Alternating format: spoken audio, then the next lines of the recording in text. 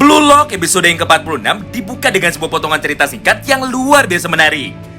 Karena tepat setelah semua pemain bertahan dari tim Blue Lock berhasil mengamankan benteng pertahanan mereka dari gempuran serangan bertubi-tubi yang dilancarkan oleh para pemain dari tim Jepang U20, atmosfer di dalam lapangan pun menjadi kembali memanas. Mengingat sampai dengan menit yang ke-85, tidak ada satupun dari kedua tim ini yang mau menyerah. Meskipun beberapa dari mereka sudah nampak sangat kelelahan. Bahkan komentator sepak bola yang menyaksikan pertandingan ini tiba-tiba saja langsung berdiri dari kursinya dan juga berteriak kepada semua orang. Wow, aku tidak pernah menyangka bahwa jalannya pertandingan ini akan terlihat sangat menyenangkan.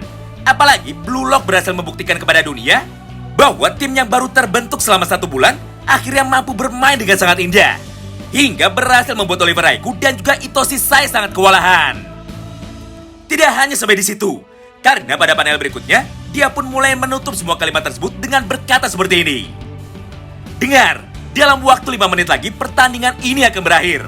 Jadi siapapun yang berhasil mencetak gol keempat dan memberikan sebuah kemenangan besar bagi timnya, maka dialah yang akan terlahir sebagai bintang baru.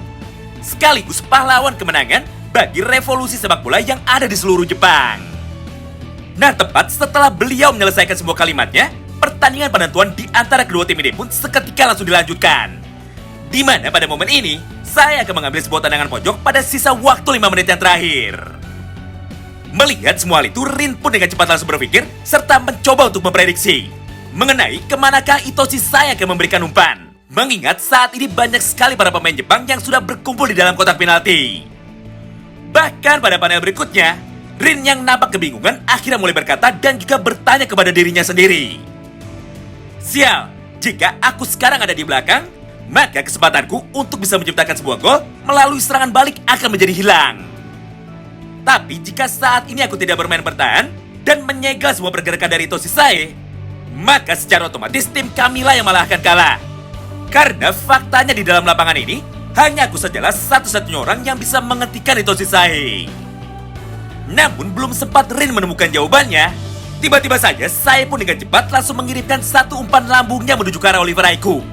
Mengingat saat ini dialah pemain yang mampu melompat paling tinggi di antara para pemain Blue Lock lainnya. Serta Raiku juga lah yang memiliki kekuatan tubuh paling besar untuk bisa bersaing dalam duel udara. Melihat hal itu, Rin pun tentu saja tidak bisa tinggal diam. Hingga pada satu momen yang sama ini, dia pun ikut melompat menuju ke arah Oliver Raiku dengan niat untuk kembali menyundul bola itu lebih dulu, serta membuang jauh bola tersebut menuju ke luar area kotak penalti. Tapi sayangnya kali ini Rin lah yang harus kecewa. Karena tepat setelah bola itu mendekat, tiba-tiba saja jalur tendangan dari saya langsung berbelok menuju ke arah yang sama sekali tidak bisa dijangkau oleh Itoshi Rin. Di mana tepat di belakang Rin, ternyata sudah ada Ryusei Shido yang mampu berdiri dengan bebas, tanpa ada satupun pemain Blue Lock yang mampu menjaganya. Akibatnya Shido pun tanpa ragu langsung melompat, serta dia pun sudah siap untuk menciptakan gol yang keempat, sekaligus gol kemenangan bagi tim Jepang U20. Namun kali ini sebuah hal yang sangat mengejutkan malah terjadi di hadapan kita semua. Mengingat tepat beberapa detik sebelum bola tersebut berhasil disundul, tiba-tiba saja dari arah sebelah kiri Ryusei muncullah pemain nomor 11 yang mampu membaca semua pergerakan dari Shido dan juga arah tendangan dari Itoshi Sai dengan sangat sempurna sekali. Siapa lagi kalau bukan Isagi Oichi? Di mana pada panel ini, Isagi yang sudah berada di dalam mode flow langsung berkata kepada dirinya sendiri, baiklah, akhirnya aku berhasil meraihnya dan juga membacanya. Hal ini bisa aku capai karena sejak tadi aku terus memperhatikan dan juga memprediksi semua pergerakan dari Itoshi Rin. Mengingat hanya Rin sajalah satu-satunya orang yang bisa membaca permainan dari Itoshi Sai. Simpelnya begini, Sai bermain dengan fokus untuk memprediksi dan juga menghancurkan Isagi Oichi.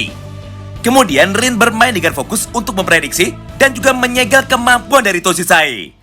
Sedangkan Isagi Oichi malah bermain untuk mengamati dan juga memprediksi mengenai semua pergerakan yang dilakukan oleh Itoshi Rin. Intinya di atas kertas, Isagi adalah pengguna vision terhebat yang ada pada pertandingan ini. Karena dengan cara memprediksi Itoshi Rin, maka dia pun secara otomatis akan mampu menghentikan Itoshi Sai juga. Itulah alasan kenapa dia mampu membaca semua rencana dari Sai melalui Itoshi Rin. Serta di saat yang bersamaan, dia pun segera berlari menuju ke arah Ryusei Shido untuk menghentikannya. Hingga pada panel berikutnya, Isagi pun dengan cepat langsung menendang bola itu lebih dulu menuju ke arah yang berlawanan. Alhasil untuk yang kesekian kalinya, gempuran serangan mematikan dari tim Jepang akhirnya berhasil dihancurkan lagi. Serta gol pun kembali gagal tercipta melalui serangan kombinasi mereka. Nah, mulai dari sanalah, sebuah serangan balik super cepat dari tim Blue Lock Eleven seketika kembali dilancarkan. Di mana pada momen ini, Hiyori yang berhasil mengamankan bola hasil tendangan dari Isagi Yoichi seketika langsung berkata kepada semua teman-temannya, "Woi Blue Lock, mari kita menangkan pertandingan ini melalui satu serangan terakhir kita." Mendengar teriakan dari Hiyori, semangat dari teman-temannya pun seketika langsung terbakar. Sampai di saat yang bersamaan, mereka pun secara serempak langsung masuk ke dalam mode flow-nya lagi. Serta secara serempak langsung berlari bersama-sama untuk menggempur benteng pertahanan dari tim Jepang yang saat ini sudah ditinggalkan oleh Oliver Aiku. Namun hal yang berbeda justru malah terlihat dari sudut pandang Ito Shirin. Karena pada panel ini, hanya Isagi sajalah satu-satunya orang yang merasa sangat kesal kepada Isagi Yoichi. Mengingat tidak peduli apapun yang dia lakukan, dan tidak peduli sebanyak apa dirinya berhasil dikalahkan oleh Itoshi Sae, tapi nyatanya Isagi selalu berhasil menolongnya lagi melalui sebuah permainan cantiknya. Hingga pada momen berikutnya, semua luapan emosi negatif yang saat ini sedang dia rasakan malah berhasil membuat Ito Shirin kembali membangkitkan kekuatan terpendam yang ada di dalam dirinya, menuju ke level permainan yang jauh lebih tinggi lagi. Di mana kemampuan mode flow Ito Shirin sekarang sudah berubah menjadi mode super ego, dengan ditandai melalui perubahan pada pupil matanya dan juga lidah dari Ito Shirin yang sekarang menjadi keluar. Simpelnya, mode super ego dari Ito Shirin ini sama seperti mode kegelapan sempurna yang dimiliki oleh King Baro. Karena pada momen ini Rin akan kembali merubah gaya permainannya menjadi tidak beraturan dan juga tidak bisa dikontrol. Bahkan di dalam mangganya sendiri, mode super ego dari Ito Shirin disebut juga dengan mode destroyer atau mode penghancur. Tentu saja untuk lebih jelasnya mari kita lihat sama-sama melalui beberapa potongan panel manga berikut. Scene pun kini berpindah. Setelah beberapa saat berlalu, atau tepat ketika Hiyori sedang menggiring bola menuju ke arah jantung pertahanan dari tim Jepang U20, tiba-tiba saja dari arah belakangnya muncullah Ito Shirin yang langsung menabrak tubuh dari Hiyori serta langsung merebut bola itu dari kakinya. Melihat hal tersebut di depan matanya, tentu saja Hiyori pun menjadi nampak sangat terkejut. Karena dia sendiri sama sekali tidak menyangka bahwa Ito Shirin akan nekat melakukan hal yang sama seperti King Baro dan juga Meguru Bachira, apalagi di saat yang penting seperti ini. Mengingat sisa waktu pertandingan mereka hanya kurang dari 3 menit saja. Namun karena Hiyori sedang dalam keadaan tidak siap, akhirnya dia pun gagal merebut bola itu lagi dan Rin pun malah langsung melesat dengan cepat menuju ke sisi sebelah kiri lapangan. Akibatnya pola serangan cepat dari tim Blue Lock yang harusnya bisa berjalan dengan mulus, sekarang semuanya malah menjadi berantakan. Ditambah pada satu momen yang sama, semua pemain bertahan dari tim Jepang 20 sudah kembali ke posisinya masing-masing, khususnya Oliver Aiku. Beruntung di tengah kekacauan ini, dan di saat semua orang terlihat sangat kesal kepada Ito Shirin, ternyata masih ada satu orang pemain Blue Lock yang masih tetap setia kepada Rin. Walaupun kenyataannya Ito Shirin sudah mengacau. Di mana pada panel berikutnya, Isagi pun dengan cepat langsung mengikuti Ito Shirin berlari dari arah belakang dengan niat untuk membantunya. Melihat hal tersebut, Rin pun tanpa banyak basa-basi langsung menerima bantuan dari Isagi Yoichi. Dan mulai dari sanalah Rin pun langsung berlari berputar-putar di dalam lapangan dengan sebuah tujuan sederhana, yaitu untuk menghancurkan dan juga membalaskan kekalahannya kepada semua pemain bertahan dari tim Jepang U20. Semua rangkaian serangan balasan dari Ito Shirin itu dapat kita saksikan sama-sama melalui beberapa potongan panel berikut. Di mana mulai dari sini, Ito Shirin akan menghancurkan semua pemain bertahan dengan menggunakan kekuatan dan keunggulan dari para pemain lawan. Contohnya yang pertama adalah TP Neru.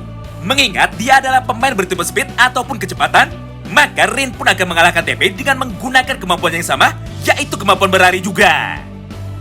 Bahkan pada satu panel yang sama ini, Rin pun dengan penuh emosi langsung berteriak karena TP untuk menantangnya bertarung.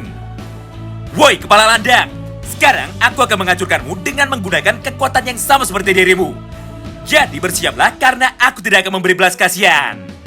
Mendengar semua ucapan itu, TP pun tanpa pikir panjang langsung datang menghampirinya dengan niat untuk segera merebut bola itu dari kaki Ito Shirin sekaligus membungkamnya. Tapi sayangnya kali ini TP pun harus kecewa karena di saat yang bersamaan Ito Shirin berhasil melewatinya dengan sangat mudah menggunakan kecepatan berlarinya atau kecepatan akselerasinya. Selanjutnya, korban yang kedua adalah Miroku Darai.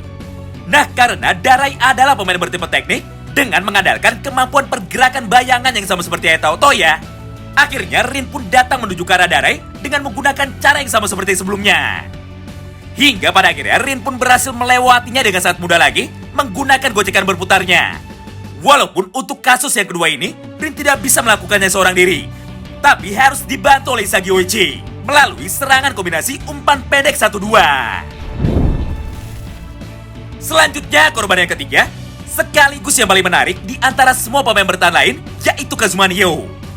Nah, mengingat Kazuma adalah pemain bertipe power, maka Rin pun kali ini datang menuju ke arahnya dan juga berniat untuk mengalahkannya dengan menggunakan cara yang sama juga, yaitu melalui adu kekuatan demi menentukan siapakah pemain yang lebih hebat di antara mereka berdua. Melihat dan menyaksikan tantangan dari Itoshi Rin, Kazuma pun tanpa pikir panjang langsung menerimanya. Karena faktanya dia sangat percaya diri sekali dengan semua kemampuan yang saat ini dia miliki.